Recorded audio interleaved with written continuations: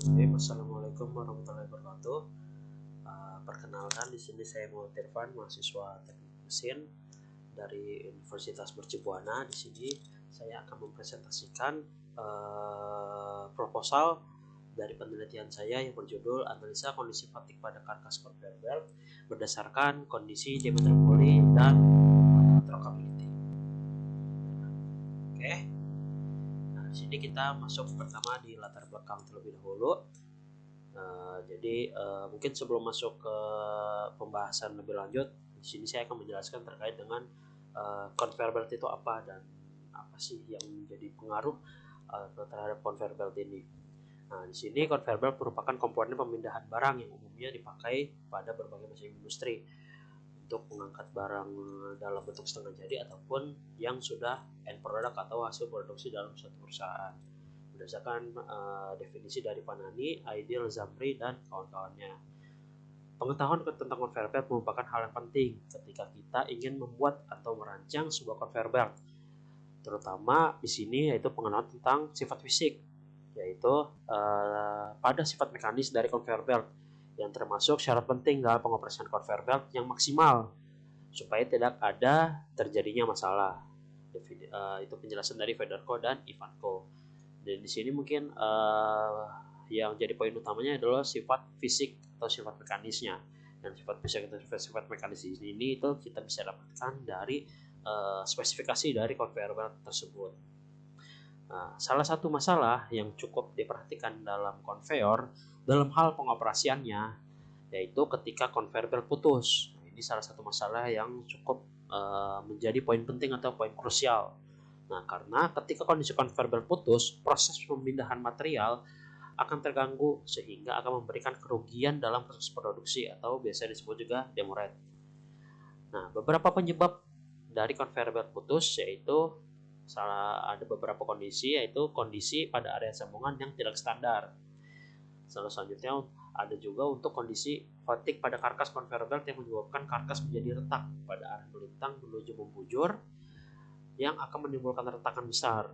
Seperti itu penjelasan dari Ilan Kovic.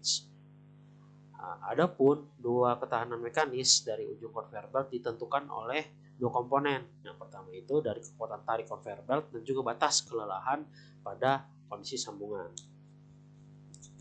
Nah, di sini ada juga kita akan masuk ke bisa dibilang ya sifat fisik atau sifat mekanisnya lah. Kita bisa tahu sebuah spesifikasi conveyor belt itu sebenarnya bisa kita ketahui. Jadi ada standarnya. Nah, di sini saya menggunakan standar ISO atau International Standard Organization. Di sini ada satu schematic conveyor belt di mana conveyor belt itu sebenarnya bukan hanya terdiri dalam karet aja, di dalam itu terdapat karkas atau kanvas di sini. Tapi kalau secara overall ada top cover rubber, itu karet atasnya sebagai pelindung karkasnya, lalu selanjutnya ada bottom cover rubber, itu juga sebagai pelindung karkas. Tapi kalau bottom cover rubber ini dia pelindung dari sistemnya atau roller, gesekan roller. Lalu di sini ada topping rubber, itu perekat antara sesama karkas kanvas ataupun dan juga top cover rubber dan juga karkas atau kanvasnya di sini. Lalu selanjutnya ada molded edge atau side gum sebagai bagian pelindung dari kanvas itu di bagian kanan kirinya pada conveyor belt. Lalu selanjutnya ada karkas atau bisa disebut juga kanvas, ini sebagai inti kekuatan dari conveyor belt. Jadi ketegangan yang ada pada conveyor belt itu memang berada atau kanvasnya seperti itu. Nah, kalau kita lihat di sini ada spesifikasi conveyor belt. Pertama ada 1800 mm, itu lebar dari conveyor belt dari lebar ujung kanan ke ujung kiri, ujung kiri ke ujung kanan. Lalu selanjutnya ada EP 2400 Newton per milimeter. Pertama dari EP di sini itu adalah bahan karkasnya, yaitu berbahan polyester. Lalu selanjutnya ada 2400. Di sini 2400 Newton per milimeter itu adalah nilai tension atau nilai tegangan yang ada pada karkas conveyor belt ini dalam semua lapisannya. Di sini conveyor belt yang ada di penelitian saya saat ini yaitu adalah jumlahnya itu adalah 6 lapisan karkas atau kanvasnya. Lalu selanjutnya di sini ada ketebalan dari bagian top dan juga bottomnya. Sini topnya, di sini top cover rubber yaitu 5 mm dan bottom cover rubbernya itu 2 mm dengan spek dari atau spesifikasi dari cover rubbernya itu sendiri, yaitu spesifikasi ISO H seperti itu. Oke, selanjutnya, nah tadi di latar belakang tadi saya menyinggung tentang masalah fatigue atau masalah conveyor belt putus. Nah di sini pada PTX di sini ada kondisi di mana memang bisa dibilang kondisi sambungan pada conveyor belt itu adalah salah satu titik terlemah dari conveyor belt. Nah, dari hal seperti itu juga yang harus diantisipasi yaitu ketika conveyor belt ini ketika dia itu akan putus seperti yang tadi saya jelaskan sebelumnya. Nah, di sini ada beberapa kondisi putus itu, salah satunya dijelaskan tadi terkait dengan karena kondisi sambungan yang memang sudah lelah ataupun yang sudah terbuka. Nah, di sini ada beberapa foto yang saya gambar yang saya tampilkan yaitu kondisi sambungan yang sudah terbuka. Di sini kondisi yang pada saat itu pada area splicing yang terbuka pada saat pengecekan saya tanggal 26 bulan 1 tahun 2023 dan juga tanggal 28 bulan 2 di tahun 2024. Nah, di sini ada dua sampel yang atau dua gambar yang saya tampilkan. Nah, sebenarnya dari gambar ini poin utamanya apa? Nah, di sini dari conveyor belt yang ada di sini akan ada data terkait dengan pergantian conveyor belt dan juga proses data cut and splice pada line CV04 seperti itu. Yang dimana kalau kita lihat di sini adapun dari tanggal pergantian atau tanggal pergantian balut, dari misalnya kita ambil di sini tanggal 12 bulan 1 tahun 2022, dia itu sudah terjadi cut and splice itu sebanyak 4 kali. Nah, seperti itu. Dari tanggal 3 sampai dengan dari tanggal 3 bulan 3 sampai dengan tanggal 12 bulan 12. Nah, yang dimana jaraknya itu memang kisarannya itu hanya sekitar kalau kita lihat di sini dari keseluruhan itu dari 2 sampai 4 bulan. Seperti itu. Di sini ada proses ganti sepenuhnya, ada juga yang insert atau ganti hanya dalam beberapa meter saja, ada yang juga pada tanggal 6 bulan 6 di sini itu ganti secara keseluruhan. Nah, di sini prosesnya ini di sini adalah cut and splice. Nah, di sini tadi dijelaskan pada di latar belakang itu adalah proses salah satunya penyebab conveyor belt putus itu adalah salah satunya pada area sambungan, yaitu kondisi sambungan yang tidak sempurna. Nah, di sini dari perusahaan dia sudah melakukan cut and splice selama beberapa kali dan juga itu dengan metode yang berbeda-beda, tetap dilakukannya itu kondisi yang sama terus terjadi seperti itu. Itu yang menjadi salah satu concern, dimana ketika sudah dilakukan cut and splice berkali-kali pun tetap kondisi yang ada pun tetap kondisi splicing itu tetap terbuka dalam jangka waktu 2-4 bulan, yang dimana kondisi tersebut akan mengganggu proses produksi atau proses transfer material, dikarenakan waktu downtime atau waktu proses dari cut and splice di sini itu memerlukan dalam satu kali cut and splice itu sekitar 8 jam. Itu dimana kita harus memperhatikan waktu produksi selama 8 jam, yang itu cukup memakan waktu atau cukup merugikan dalam segi demurrage untuk perusahaan seperti itu. Nah, jika kita mengacu ke latar belakang tadi, salah satunya selain dari kondisi splicing yang memang prosesnya kurang sempurna, ada juga tadi yang dijelaskan mengenai kondisi fatigue pada karkas. Nah, di sini saya akan coba lanjut ke slide selanjutnya. Nah, di sini kalau kita lihat di line CV04 ini memang dia itu seperti yang saya sudah jelaskan di latar belakang tadi, kalau jika kondisi fatigue pada karkas itu akan terjadi, dan salah satu ciri-cirinya itu akan adanya retakan pada karkas dari arah melintang seperti itu.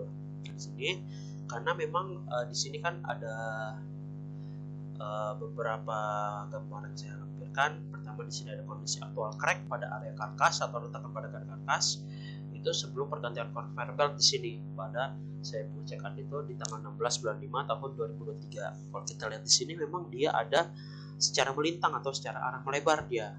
Jadi retakan kalau jika sampai palanya sudah sampai terbuka seperti ini. Nah, di sini kalau kita lihat di sini memang dia kondisi kanvasnya atau kondisi bottom cover rubbernya sudah terkikis sehingga dia bisa terlihat kanvas. Nah, bagaimana jika kondisi bottom covernya itu masih tertutup dan belum terkikis? Nah, kalau kita lihat di sini perbedaannya itu ada di sini pada area bottom cover rubbernya itu terdapat dia itu semacam pattern garis, dia itu arahnya tetap melebar. Nah, seperti itu. Jadi ketika saya melakukan kondisi aktual visual area bottom cover ketika dicek tanggal 1 bulan 7. Jadi kalau dari proses pemasangan itu dia itu baru berjalan itu sekitar 1 bulan dari waktu pergantian. Nah, selanjutnya saya mencoba melakukan perbandingan terhadap kondisi line conveyor yang lain. Apakah sama sih? Apakah sama nggak sih sama line yang CV04 ini? Nah, saya melakukan pengecekan di line CV02. Nah, di sini kalau kita lihat tidak adanya kondisi crack atau kondisi di mana bottom cover rubbernya itu dia terdapat garis-garis seperti ini. Nah, seperti itu. Ketika ada crack, walaupun di sini dia kalau kita lihat dia sudah terkikis bottom cover rubbernya sampai terlihat kanvas. Nah, dari kondisi seperti ini dari penelitian yang saya simpulkan di sini, saya mencoba melakukan adanya pengecekan terhadap kondisi-kondisi yang lain.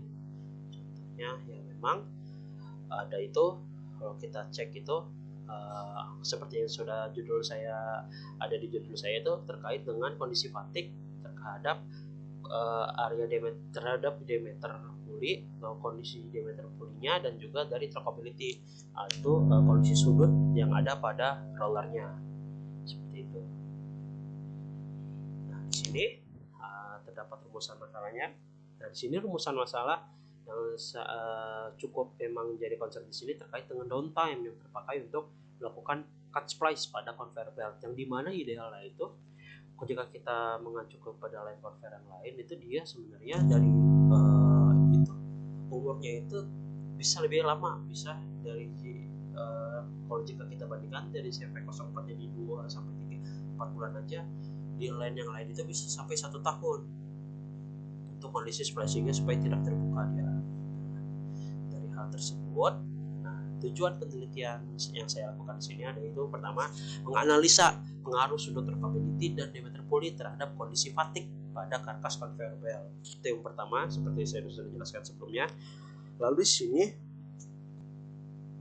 ketika saya sudah melakukan analisa tersebut, nah di sini saya akan memberikan rekomendasi untuk spesifikasi conveyor belt, sudut trackability dan juga kondisi diameter pulinya seperti itu. Nah, jadi hasil output dari penelitian saya itu selain hasil analisa, dan saya di sini akan memberikan rekomendasi baik itu dari pilihan itu ada spesifikasi conveyor belt, dari baik itu ada dari sudut trackability dan juga dari kondisi diameter pulinya. Oke. Nah, adapun batasan masalah yang saya tetapkan pada penelitian saya kali ini, penelitian hanya dilakukan dengan spesifikasi conveyor belt di atas. Nah, jadi jika ini dilakukan dengan spesifik conveyor belt yang lain, saya hanya batasi untuk spesifikasi conveyor belt yang ada di sini saja. Lalu selanjutnya penelitian tidak membahas downtime untuk proses penyambungan conveyor belt. Jadi saya di sini hanya fokus terhadap analisa terhadap kondisi trackability dan juga diameter puli. Lalu selanjutnya penelitian saat ini tidak membahas penurunan biaya dikarenakan frekuensi proses penyambungan yang berkurang. Jadi jika dia frekuensinya sudah berkurang, proses cut and splice atau proses penyambungannya, saya tidak akan membahas tentang frekuensinya atau banyaknya ketika misalkan kita ambil jangka waktu misalnya setahun. Nah, di sini landasan teori yang saya ambil di sini Itu terkait dengan pertama yang sudah ada di latar belakang sebelumnya, konversi sebagai alat pemilihan barang untuk berbagai macam industri, baik barang setengah jadi maupun barang yang sudah jadi atau barang end product. Nah, adapun beberapa parameter yang akan dianalisis pada penelitian ini, di sini saya akan menggunakan software Abacus K atau Abacus CAE seperti CAE seperti itulah. Jadi di sini saya akan melakukan model analisa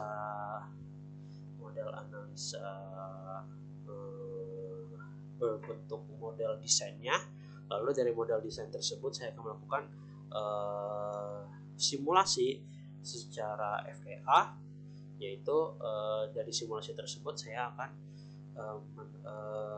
menganalisa terkait dengan tegangan stresnya, deformasi atau strain, dan juga sini saya akan siklus atau fatigue-nya. Jadi saya akan mencoba untuk melakukan fatigue-nya ini di si belt ini atau si karkas ini akan terjadi fatigue itu ketika dia sudah di bendingan berapa kali, karena memang conveyor belt ini kan berputar dan dia itu kan melewati puli. Nah, ketika melewati puli itu dia seberapa banyak dia untuk bisa sampai titik di mana si kanvas atau si karkasnya itu dia itu fatigue begitu. Oke, pertama dari tegangan stres ya, ini yaitu kita menganalisis dengan tingginya tegangan bending yang pastinya akan mempercepat retakan mikro pada, khususnya di sini retakan secara melebar, pada akhirnya akan mengarah pastinya menuju ke kondisi fatigue. Lalu selanjutnya saya akan menganalisa terkait dengan deformasi atau strain.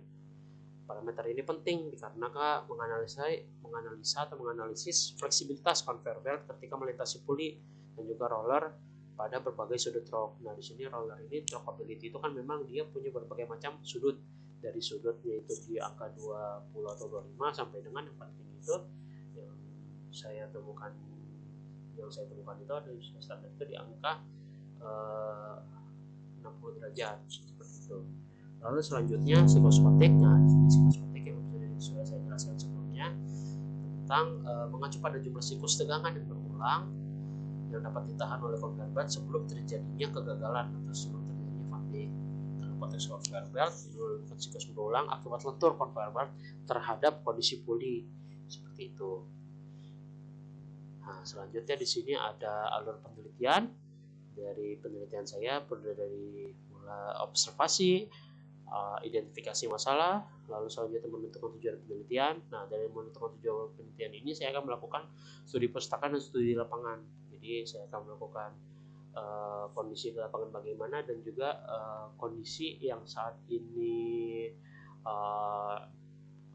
beberapa penelitian di luar itu bagaimana. Lalu selanjutnya setelah melakukan kedua hal tersebut, saya akan melakukan pengumpulan data. Sudah selesai pengumpulan data, saya akan melakukan pembuatan model desain untuk pengujian. Nah, dari pembuatan pengujian ini, pembuatan model desain yang akan saya gunakan untuk melakukan simulasi atau pengujian terhadap model desain tersebut dengan software Abacus. Lalu setelah proses tersebut, saya akan melakukan analisa dan pembahasan. Oke. Nah, lalu selanjutnya jadwal penelitian dari penelitian saya. Bulan pertama saya akan melakukan observasi lapangan, identifikasi masalah, dan juga identifikasi solusi. Lalu selanjutnya bulan kedua saya melakukan tujuan penelitian, studi pustaka dan lapangan, pengumpulan data, dan pembuatan model ujian desain. Dan di bulan 2 dan ketiga, lalu selanjutnya bulan 4 ke 5 saya akan melakukan ujian model desain dengan software Abacus. Lalu di bulan lalu selanjutnya ada analisa pembahasan, itu saya akan melakukan di bulan kelima dan bulan ke-6. Ini adalah rencana jadwal dari penelitian saya.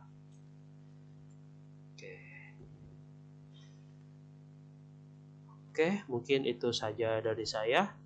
Kurang lebihnya mohon maaf.